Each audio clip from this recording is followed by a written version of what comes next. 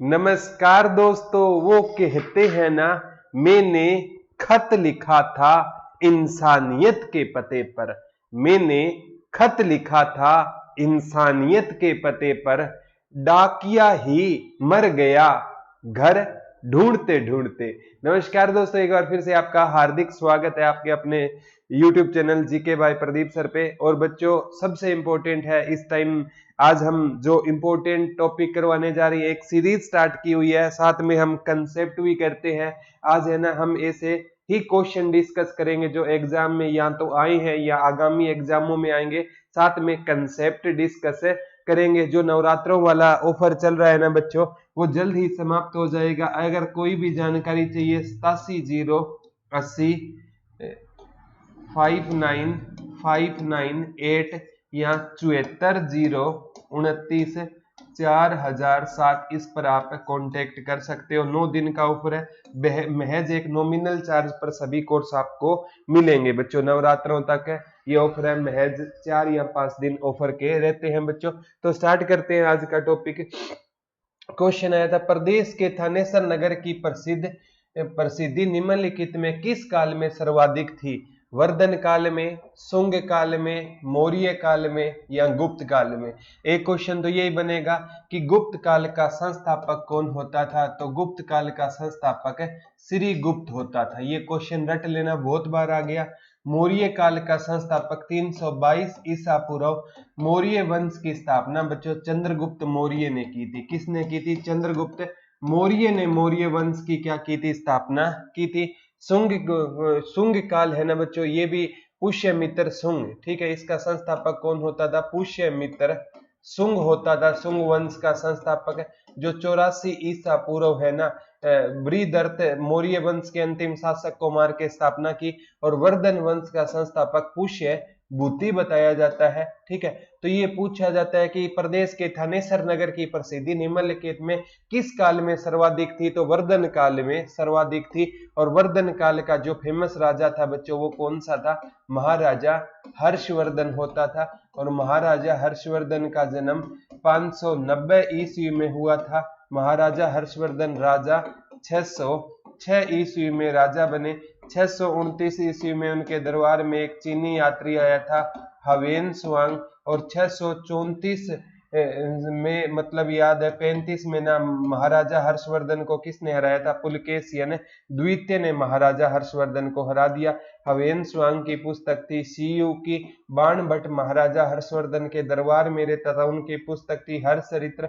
महाराजा हर्षवर्धन की रत्नावली, नागानंद और प्रियदर्शिका। और महाराजा हर्षवर्धन को जिस पुलकेशियन चालू नरेश ने हराया था, पुलकेशियन द्वितीय ने, पूछा जाता था वो किस वंश का राजा था बच्चों? चालुक्य वंश का। कुंभ के मेले की भी शुरुआत महाराजा हर्षवर्धन ने की थी। उनकी दूसरी राजधानी कन्नौज। और एक बार कन्नौज में एक सभा का आयोजन करवाया था, वो महायान से संबंधित थी। ये पेपर में सारे के सारे क्वेश्चन आ चुके हैं बच्चों, डिटेल में पढ़ोगे तो फायदा है। आगे आता है 1526 ईस्वी में बाबर और इब्राहिम के लोदी के बीच में हरियाणा में किस स्थान पर युद्ध हुआ था? झज्जर में हुआ, रोहतक में हुआ, कुरुक्षेत्र में या पानीपत में? युद्ध कहां पर हुआ? पानीपत में हुआ। गुरुजी कब हुआ? 21 अप्रैल 1526 को हुआ। और इब्राहिम लोदी दिल्ली सल्तनत का पहला राजा था जो युद्ध लड़ते हुए मारा गया। अब आप कहोगे सर युद्ध लड़ते हुए तो ना, और भी जैसे दिल्ली सल्तनत की बात करूं ना, तो मतलब मैं कह रहा हूं दिल्ली सल्तनत 1206 से लेकर 1526 तक रहेगी। आप कहोगे हेमू भी युद्ध लड़ते हुए मारा गया। हेमू दिल्ली सल्तनत में नहीं, हेमू मुगल सल्तनत के अंतर्गत आता था। तो ये याद कर लेना। तो दिल्ली सल्तनत का पहला राजा ऐबक था, वो घोड़े से गिरकर उसकी क्या हो गई थी? मृत्यु हो गई थी। और दिल्ली सल्तनत में सबसे लंबा कार्यकाल ये आया था, किसका था? बहलोल लोदी का। उसकी लू लगने से मृत्यु हुई थी। बहलोल लोदी का कार्य 1451 से 1489 तक बहलोल लोदी का शासनकाल था। दिल्ली सल्तनत सबसे बड़ी किसके टाइम में थी? मोहम्मद बिन तुगलक के टाइम में दिल्ली सल्तनत सबसे बड़ी लंबी थी। कितने प्रांत होते थे? 23 प्रांत होते थे। इसके टाइम में कितने विद्रोह हुए थे? 34 विद्रोह हुए थे। मोहम्मद बिन तुगलक को हम पढ़ा लिखा मूर्ख कहते हैं, लेकिन दिल्ली सल्तनत ने सबसे ज्यादा विस्तार मोहम्मद बिन तुगलक के टाइम में किया था। ये क्वेश्चन है ना, बड़े लेवल के एग्जामों में आते हैं, तो अब से पढ़ोगे ना तो पढ़ने की आदत हो जाएगी। कुरुक्षेत्र के नामक स्थान पर महाभारत का युद्ध 900 ईसा पूर्व लड़ा गया। झज्जर में 1857 की क्रांति का नेतृत्व अब्दुल रहमान खान ने किया था। और रोहतक है ना, ये बच्चों एजुकेशन हब के रूप में जाना जाता है। एजुकेशन सिटी हमारी सोनीपत रहेगी। ये कहता है पानीपत नगर को जिले का दर्जा कब मिला? तो 1 नवंबर 1989 को। मैंने बताया था बच्चों 1 नवंबर 1989 को हरियाणा पर क्या हुई थी? कृपा हुई थी। 4 बने थे KRPY। के से बना था केथल, पी से KR से बना था रेवाड़ी, ठीक है, पी से पानीपत और वाई से यमुनानगर। वाई से क्या बना था आपका? यमुनानगर बना। ये पूछ रहा है पानीपत है ना, पानीपत इससे पहले किसका पार्ट होता था? करनाल को। और इसका पुनर्गठन है ना 1 जनवरी 1992 को इसका क्या हुआ था बच्चों? पानीपत का पुनर्गठन किया गया था। ये सारे question exam point of view से इंपॉर्टेंट हो जाएंगे बच्चों।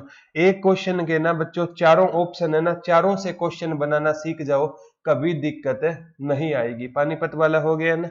अब हम पढ़ेंगे बच्चों, सबसे इंपॉर्टेंट है कि रेवाड़ी जिला कब बना? KRPY। तो 1 नवंबर 1989 को ही क्या बना था आपका?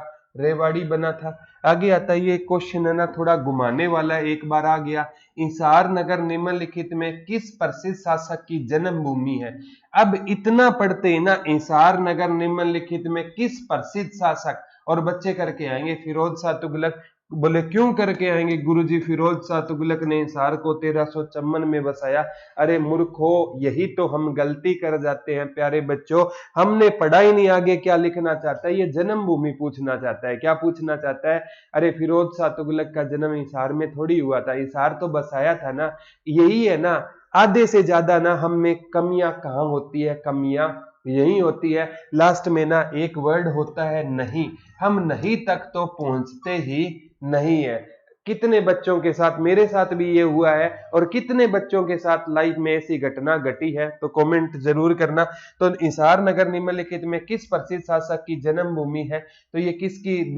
ये कहता है इंसार नगर। वैसे तो ये बच्चों को देखा जाए तो क्वेश्चन ही गलत है, क्योंकि इंसार है ना, इसके हिसाब से इसका आंसर होगा शेर शाह सूरी, क्योंकि शेर शाह सूरी का जन्म ना 1472 में कहां पर हुआ था? पंजाब में हुआ था, ठीक है। और पंजाब है ना बच्चों, मतलब हरियाणा का और पंजाब क्या होते थे एक, उस हिसाब से इंसार से संबंध शेर शाह सूरी।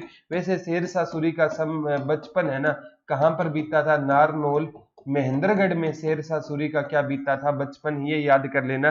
तो शेर शाह सूरी का जन्म 1472 में पंजाब में हुआ था, नारनौल में महेंद्रगढ़ में बचपन जीता था। लेकिन क्वेश्चन आया था हिसार नगर निम्नलिखित में किस प्रसिद्ध शासक की जन्मभूमि है? तो किसकी जन्मभूमि कर सकते हैं? वैसे तो जन्मभूमि बच्चों किसी की नहीं है, लेकिन थोड़ा सा आंसर सही लग रहा है, वो शेर शाह सूरी है। मोहम्मद बिन तुगलक अकबर का जन्म 1542 में राजा बिरसाल के महल में अमरकोट में हुआ था। तो ये बिल्कुल नहीं है। आगे क्वेश्चन आता है बच्चों, सबसे इंपॉर्टेंट क्वेश्चन रहेगा। आगे पूछना चाहता है बच्चों वर्तमान समय में, ये पूछना चाहता है वर्तमान समय में प्रदेश के किस नगर में एशिया का सबसे बड़ा पशु फॉर्म है? ये तो कहां पर रहेगा बच्चों? हिसार में रहेगा।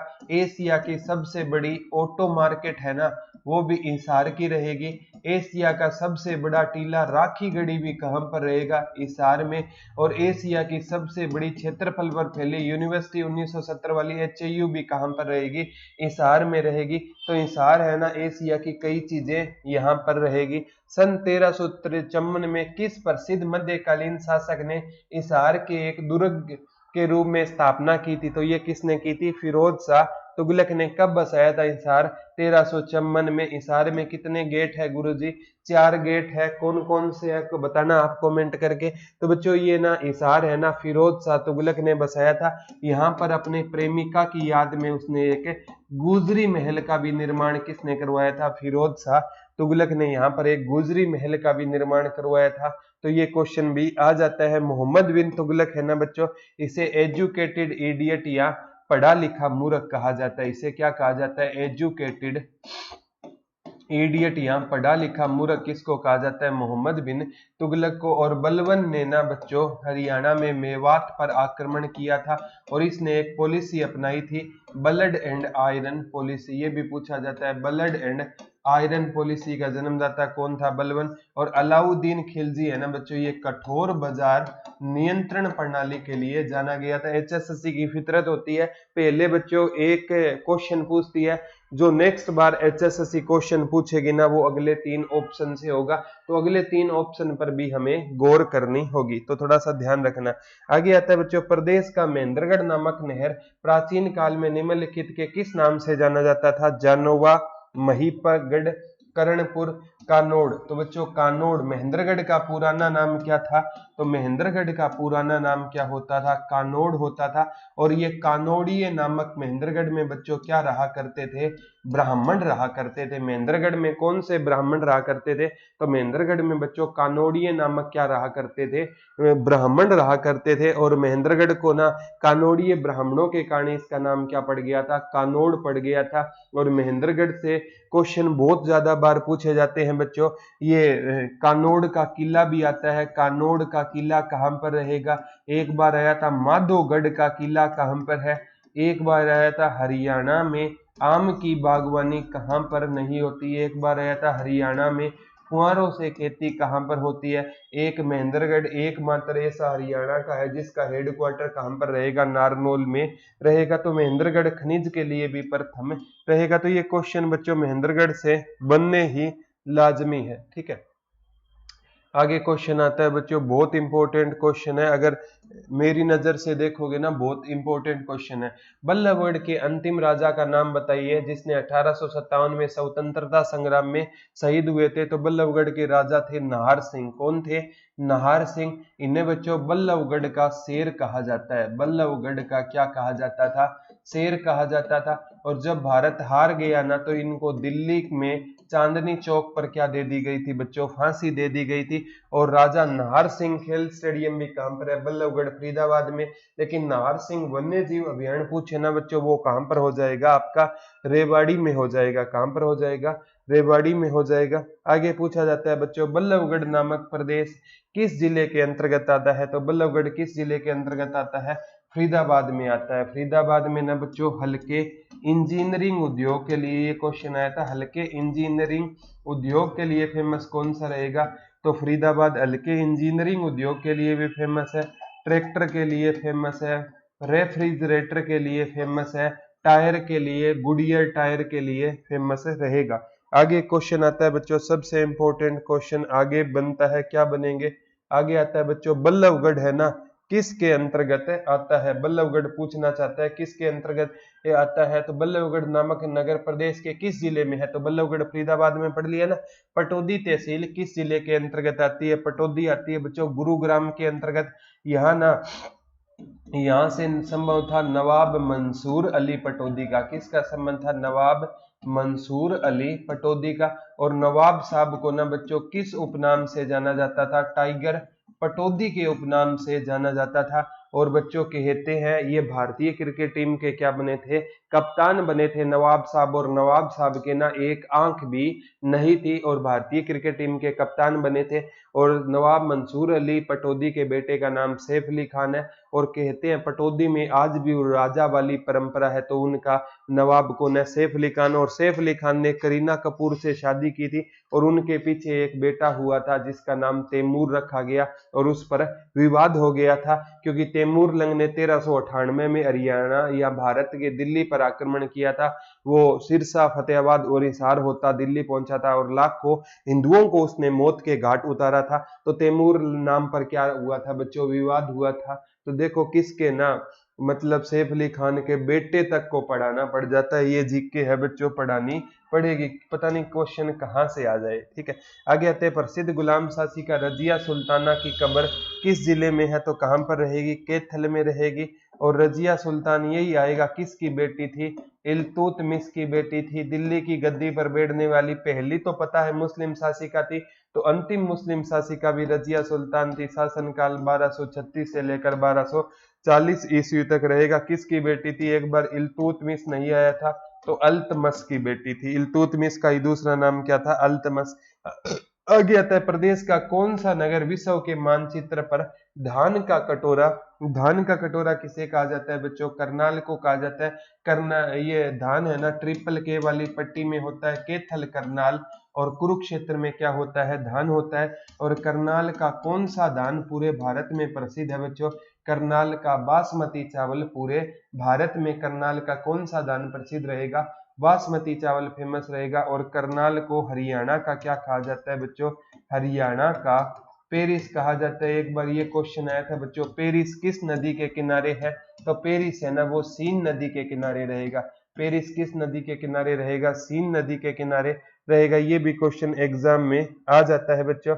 और इसे धान का कटोरा और इसे क्या कहा जाता है? हरियाणा का पेरिस भी कहा जाता है। यानी हरियाणा के सबसे स्वच्छ शहरों में किसकी गिनती होती है? तो हरियाणा के सबसे स्वच्छ शहरों में किसकी गिनती होती है? करनाल की। और पोल्यूटेड में फरीदाबाद की गिनती होती है, क्योंकि वो औद्योगिक नगरी है, इसलिए पोल्यूटेड में फरीदाबाद आएगा बच्चों, ये याद रख लेना। ठीक है, आगे क्वेश्चन आता है बच्चों, जितने भी क्वेश्चन बनेंगे ना सारे के सारे क्वेश्चन मैं आपको बताऊंगा। आगे आता है, महाभारत काल में, इंपॉर्टेंट है, किस काल की बात हो रही है? महाभारत काल में सिरसा किस नाम से जाना जाता था? बहुत बार आ गया। सिरसा को बच्चों सेरिस्कम कहा जाता था। क्या कहा जाता था? सेरिस्कम। अब महाभारत की बात हुई है तो दो क्वेश्चन और आता है कि महाभारत में एक ग्रंथ होता था नकुल दिग्विजय, नकुल दिग्विजय, उसमें हरियाणा के किसका वर्णन है? रोहतक का वर्णन है। एक बौद्ध साहित्य दिव्यावदान है, मज्जी निकाय है, दिव्यावदान में रोहतक और अगरुआ का वर्णन है। और एक महाभारत से काल से प्रचलित नृत्य कौन सा रहेगा? धमाल। और धमाल आज भी हरियाणा का सबसे क्या रहेगा? पुराना नृत्य रहेगा। सिरसा का नाम आते ही ना, फलों में सब्जियों में नंबर 1 सिरसा, गाय ज्यादा सिरसा में, साहिवाल प्रजाति, गेहूं ज्यादा होती है, कपास ज्यादा होती है, सरदार ज्यादा रहते हैं।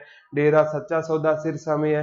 डेरा सच्चा सौदा मेला कहाँ पर लगता है? जींद में। मंजियाना कहाँ पर रहेगा? सिरसा। तो ऐसे क्वेश्चन बच्चों एग्जाम में बहुत ज्यादा पूछे जाएंगे।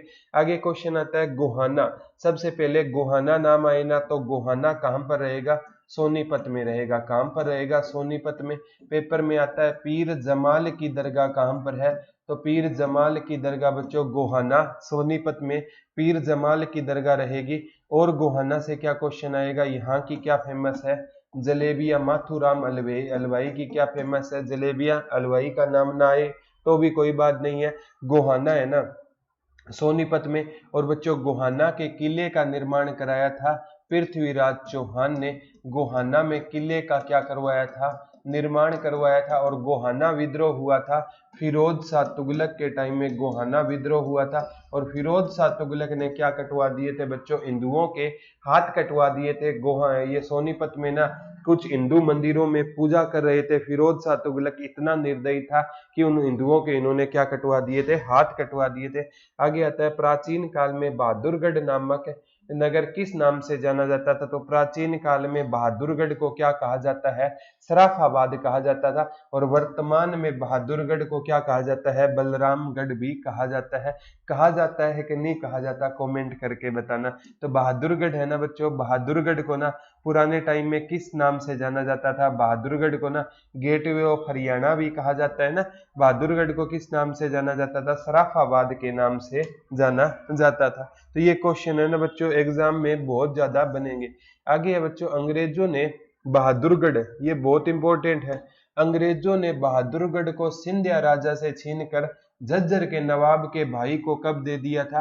तो अंग्रेजों ने बहादुरगढ़ को 1803 में ना क्या किया था? अंग्रेजों ने छीनकर सिंधिया राजा से झज्जर में नवाब के भाई को दे दिया था। और 1803 में ही ना पूछी जाती है, एक सुरजी अंजन गांव की संधि हुई थी। और इस संधि के तहत है ना हरियाणा को ना अंग्रेजों ने खरीद लिया था। मराठों से खरीदा था। किससे खरीदा था गुरुजी? दौलत राव सिंधिया से खरीदा था। मराठा का एक नवाब होता था दौलत राव सिंधिया, उसने ना हरियाणा को अंग्रेजों को बेच दिया। 1756-57 में हरियाणा मराठों के अधीन था और 1803 में उन्होंने अंग्रेजों को बेच दिया।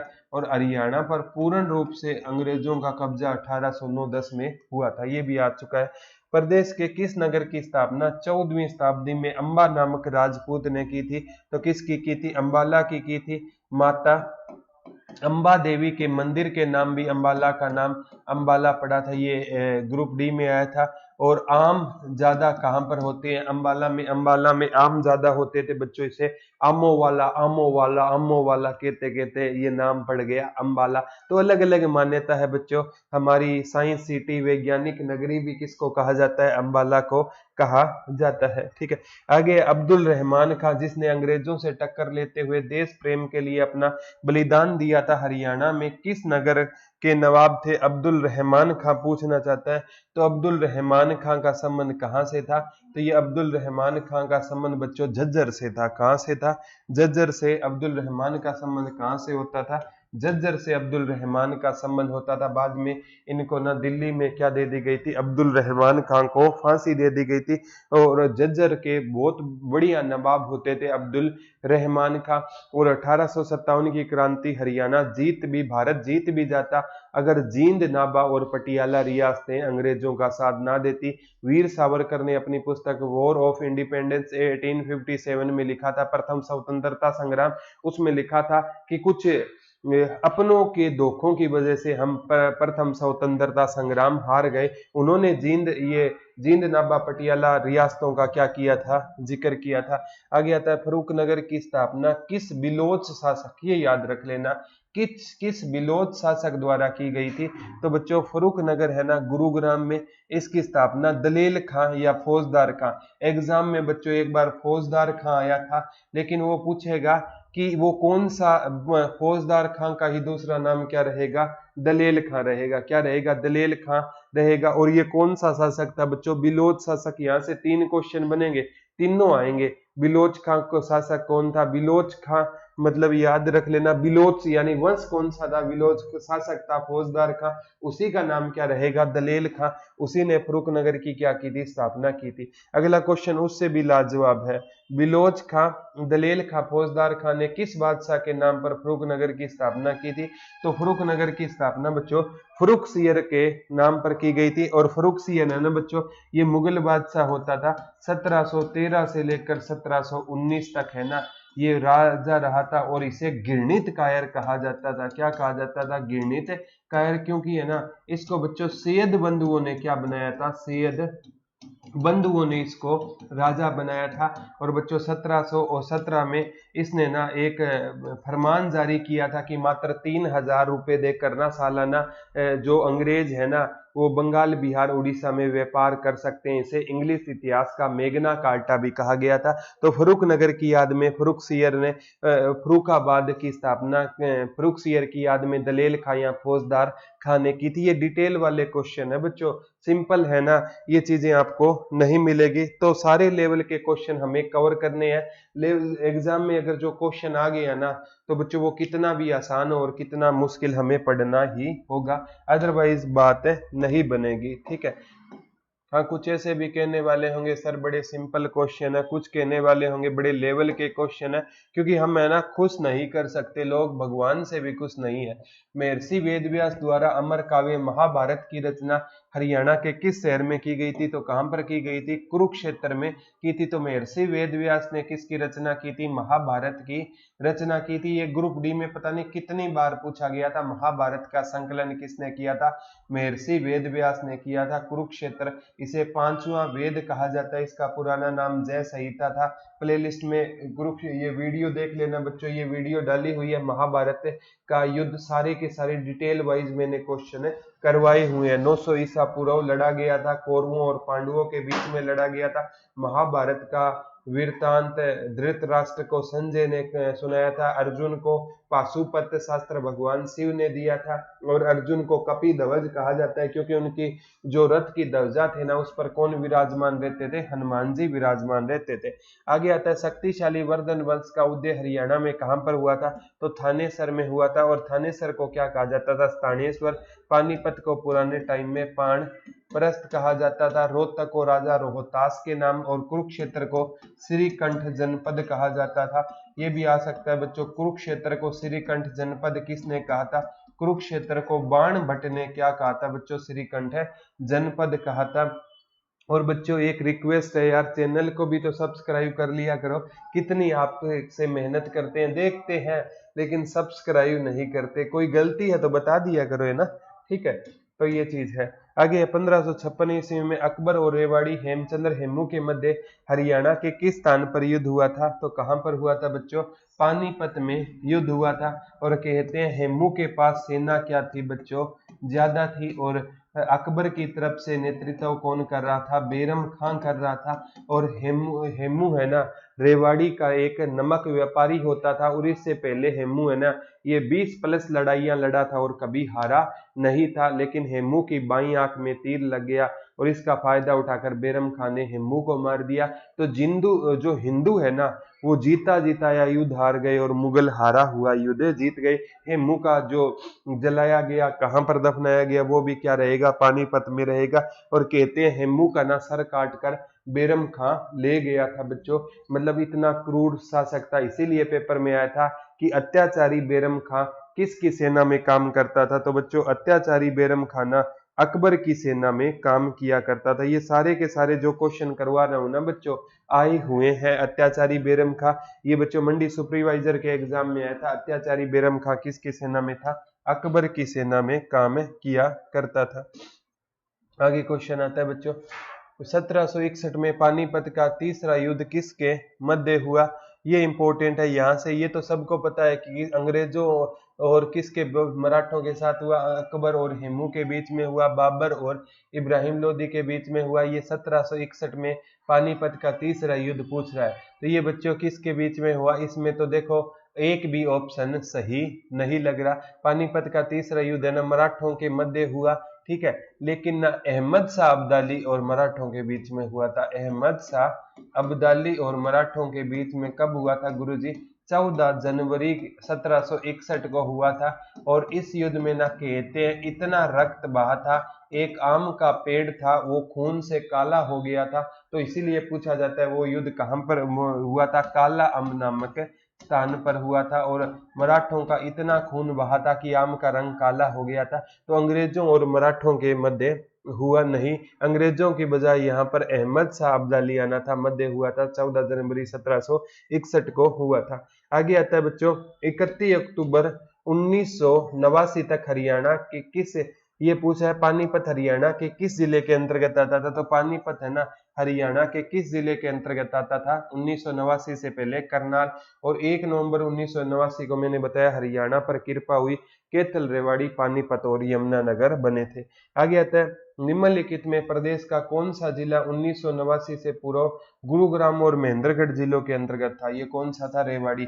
मैंने बताया बच्चा KRPY, कैथल, रेवाड़ी, पानीपत और यमुनानगर कब बने? 1989 में बने थे। ठीक है, तो ये सारे क्वेश्चन बच्चों याद करना है।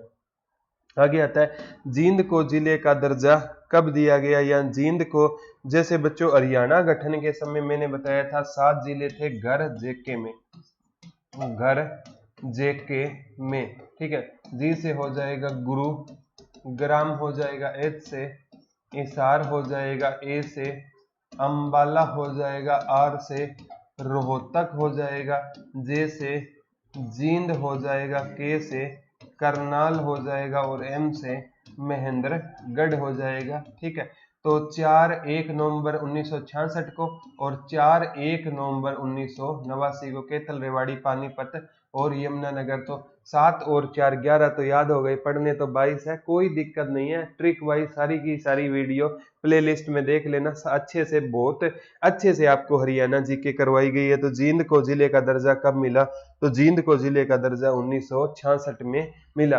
तो ये बच्चों हमने जो श्रृंखला स्टार्ट की हुई है, ये आपको श्रृंखला कैसी लग रही है बताना। और जो ऑफर है ना बच्चों 87-080, दोबारा नंबर बताता हूँ जल्द ही समा, 87-080 5959 और 74-029 4007 पर आप कोर्स से संबंधित डिटेल प्राप्त कर सकते हो।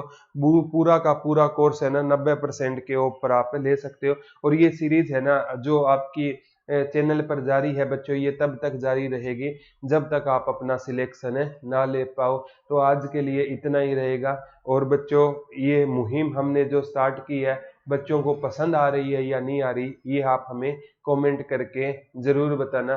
तो आज के लिए बच्चों इतना ही रहेगा, कल है ना आपसे हम दोबारा रूबरू होंगे। तब तक के लिए मैं माता रानी से यही दुआ करता हूँ कि वो अपनी दया सभी बच्चों पर और हम सब पर बनाए रखे। तो धन्यवाद बच्चों, जय हिंद, जय भारत और जय माता दी।